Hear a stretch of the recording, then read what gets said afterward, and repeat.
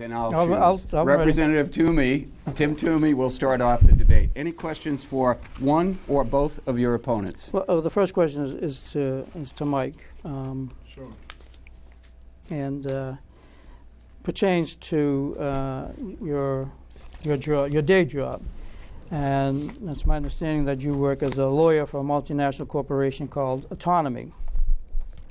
And for those who don't know, the Autonomy customers include some of the worst corporate citizens on earth, such as British Petroleum, the Royal Dutch Shell, and Halliburton.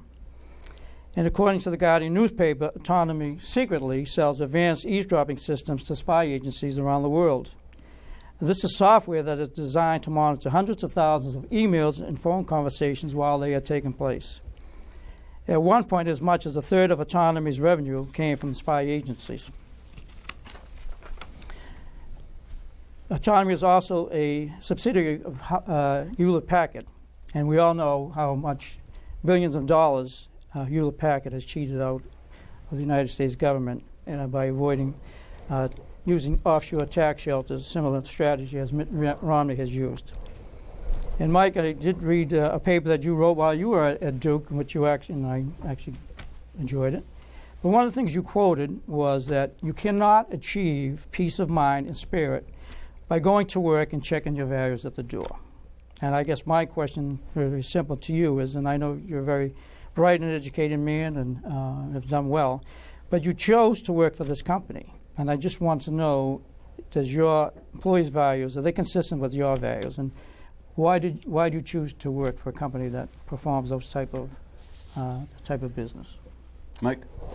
Well, that's a great question, and I'm happy that you are reading some of my college papers. That was a long time ago, and I hope no one else ever reads my college papers again. I hope nobody ever reads mine. Right. They were mostly written the day before they were due, under a lot of stress. But yeah, let me give you a very real answer because it's a good question. I went to law school because I wanted to help people and I wanted to find a good job after law school to, support myself and try to make a positive impact. But like many people in my generation, and I know Tom is in the same boat as me, I took on tens of thousands of dollars of debt just to get an education. And all over the world right now, we have students who are rising up who say it's not right for me to have to wager my entire future on an education. And yet here in the United States of America, we know that education debt has recently exceeded credit card debt. And so, when I graduated from law school, it was actually the worst economic recession since the Great Depression. And the job prospects that I faced as a student coming out of law school were completely abysmal, and it wasn't what was promised to me when I went into law school. And I got a great education. But I'm going to take my time to answer it. This is unlimited time, right?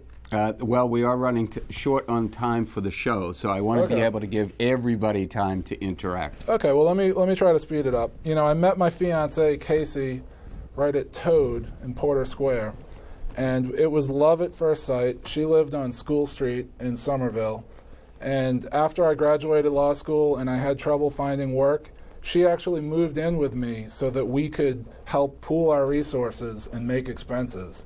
And it was really hard to find work. And there's many things I'd like to do. And Autonomy is it's a part of Hewlett-Packard, which is a company that employs over 300,000 people around the world, one of the great technology companies there is. And I'm proud of the work that I do at Autonomy, and I feel incredibly fortunate that I'm able to go to work every morning. And I have a lot of friends who actually can't find work, and it's really tough for them. And so I hope that answers your question, and I hope you understand some of the challenges that are facing people of my generation.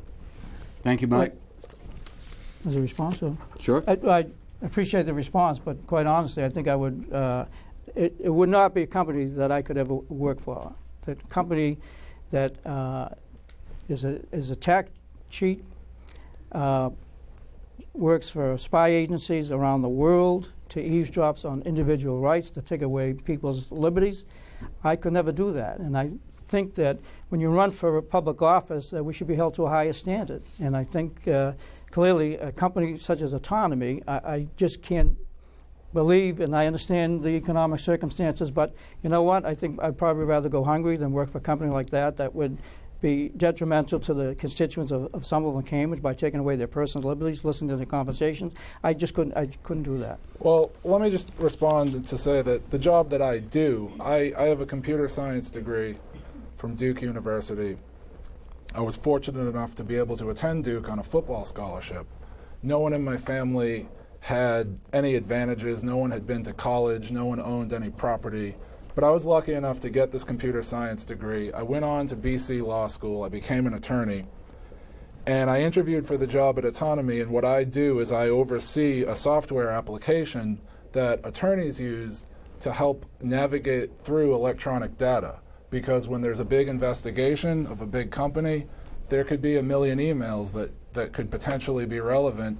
I oversee a software application that simply helps attorneys find the relevant words in these enormous pools of documents.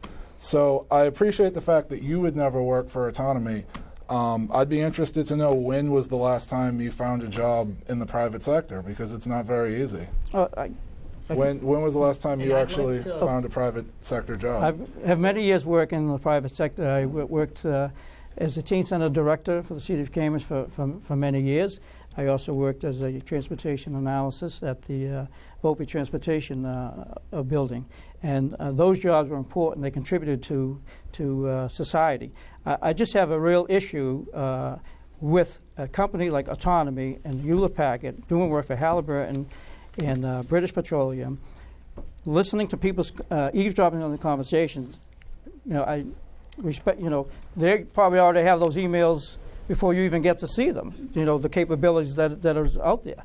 So I just feel that it's an unfortunate choice of work that you've taken. There are other avenues that you should look at, and if you'd like to talk to me after about different type of work, I'd gladly sit down and talk to you. But working for a company like Autonomy, I think even you have to admit, Mike, is not a wise I think I'm going to let... No, I'm going to respond to that question, because the rules are that we can respond. Yeah, and I haven't, if you don't mind, I'm going to respond because I haven't had a chance to respond. I just want to quickly add, in terms of what Mr. Connolly does for a living, as long as he's not breaking any laws, which as far as I know, he's not, I really could not care any less. I want to focus on the issues. There are a lot of people, hurting out there, and to get into this whole discussion of, where he worked and this and that. See, this is the bull that I'm talking about. This is why I'm running.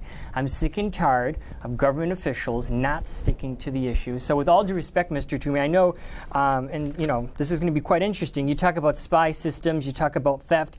I think our government actually, with the Patriot Act, you name it, our government officials are some of the biggest thieves that are out there, yet you have decided to be a career politician for most of your life. So when you're trying to badger Mr. Connolly here, when I consider the people that we have in government right now, some of the biggest thieves around, with taxes, all the wars that we're starting overseas, we don't have money for all this. All the innocent lives that are lost. I'm very libertarian. You're not blaming me for that, though. Well, no, but you are a part of the system. You're part of the government that's involved. The Patriot Act, the NDAA. You name it. But that's the federal issue. That's not a state issue. Let's talk about the state issue. You are still a member of the government. People's morals.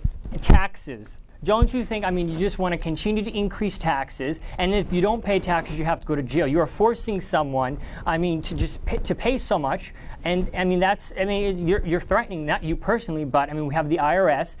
So some of the biggest aggressors in this country are government agencies, and so for you to go after Mike Connolly and give us this whole spiel that, how could you, how dare you work for this company when our government does far more worse, and they actually team up with a lot of these companies, and you name it, with Raytheon, the Patriot missile, you name it. So I think this is slightly hypocritical, and I do respect the service that you have done, but I want to focus on the issues, and I just had to throw that out there because the government. Once again, I'm very libertarian leaning. The government are some of the biggest aggressors that we have. So for you to pile on and Mr. Connolly like that, I think it's uncalled for. When you yourself are part of a system, this bureaucratic, machine that really, hurts so many people around the world, and their own citizens. So I'm just gonna throw that out And there. I believe I'm entitled to the last word. That's You the most rules. certainly are, Mike.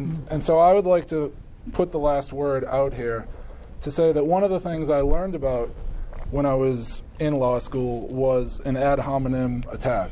And I would suggest that by raising the issue of my own employment, what I do to help afford an apartment here in Cambridge, and what I do to help save money for my wedding with my fiancée, I would call that an ad hominem attack. And I agree with Tom that that is a distraction. And I don't understand. I ask voters to think, what is it when a state representative and a Cambridge City Councilor with 20 years of experience chooses that his first question in a debate will be about what I do to earn a living?